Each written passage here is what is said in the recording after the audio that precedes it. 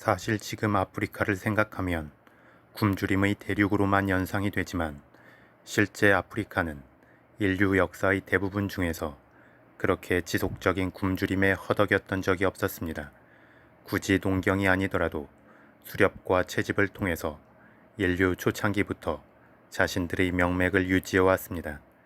게다가 아프리카 대륙은 사하라 사막을 위시한 일부의 지역을 빼고는 상당히 풍족한 땅이었습니다. 그런데 그 사하라 사막과 같은 황폐화를 이끈 것은 최근의 일입니다. 즉, 다양한 식물이 공존할 수 있는 환경을 버리고 이익이 되는 특정 작물만을 대량으로 생산하기 시작하면서 땅의 황폐화가 더 빠르게 진행된 것입니다.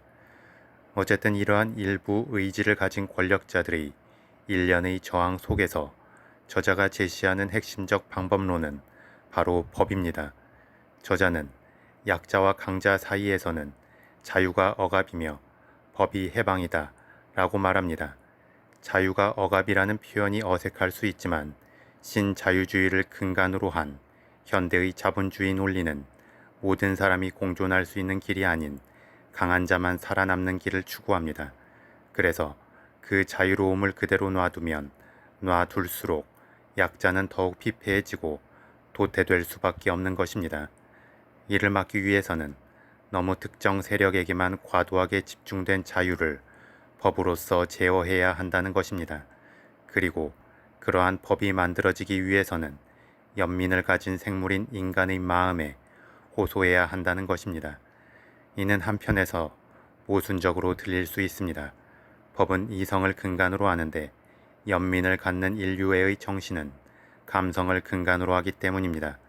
그래서 감성으로 이성적 결과물을 이끌어내려 한다는 게 비현실적이고 이상적인 논리로 들릴 수 있습니다. 하지만 최근의 사례들을 보면 결코 비현실적이거나 이상적이지만은 않다는 것을 알 수 있습니다. 예를 들어 공정무역 커피가 대표적입니다. 정당하게 커피 생산자에게 적정한 임금을 지불하고 정상적인 유통망을 거쳐서 판매되는 공정무역 커피는 대자본을 투입해서 농민들을 착취하여 생산되는 기존의 커피보다 비쌉니다. 그래서 기존의 자본주의 논리로 생각을 한다면 비싼 커피는 안 팔려야 정상이고 경쟁력이 떨어져서 더 이상 생산할 수 없는 상황이 되어야 정상입니다. 그런데 사람들은 공정무역 커피를 선택하고 있고 그 선택의 규모도 늘어나고 있습니다. 이를 바탕으로 한 단계 더 나아가서 생산자에게 적정한 임금을 지불하는 것을 넘어서 토지의 황폐화를 막기 위해 주기적으로 일부의 토지를 쉬게 하고 있습니다. 그만큼 커피 생산량은 줄어들고 커피 가격은 더 비싸지겠지만 많은 사람들이 이렇게 생산된 커피를 찾고 있다는 것입니다. 이처럼 이제 거대 자본가나 그들의 후원을 받는 권력자들을 넘어서서 개인 한 사람 한 사람이 각성하여 어떤 변화를 만들어가고 있는 것입니다. 여기서 중요한 것은 이러한 개인 한 사람 한 사람이 각성하기 시작하면 이들은 권력자를 움직일 수 있다는 것입니다. 즉, 자본가의 후원을 받아 대규모의 홍보를 통해 인지도가 상승한 권력자를 선택하는 것이 아니라 자신들과 인류애를 공유할 수 있는 권력자를 선택하거나 아니면 기존 권력자의 가치관을 바꿀 수 있게 된 것입니다. 이는 개개인이 모두 한 표를 행사할 수 있는 유권자들이기 때문입니다. 이렇게 변화된 권력자들을 통해서 우리는 법을 바꿀 수 있고 법이 바뀌면 자연스럽게 강한 자들이 행사하는 무한대의 자유를 조금씩 제어해 나갈 수 있게 되는 것입니다. 물론 그 변화는 눈에 띄일 정도로 바로 나타나지는 않을 것입니다. 그리고 그 과정에서 거대 자본가들과 기존 권력자들의 반대 저항도 클 것입니다. 하지만 인류를 포함한 이 세상의 모든 생명체들이 다양성 속에서 진화하고 위기를 헤쳐온 것을 생각한다면 우리는 더 이상 돈이 되는 작물 생산에만 집중하고 그렇게 모은 돈을 가진 강한 자들만 살아남는 세상을 만들어서는 안 됩니다. 왜냐하면 한쪽으로 쏠린 집단과 자연은 우리가 예측하지 못하는 새로운 위기 상황에 대처할 수 있는 유연성이 떨어질 수밖에 없기 때문입니다.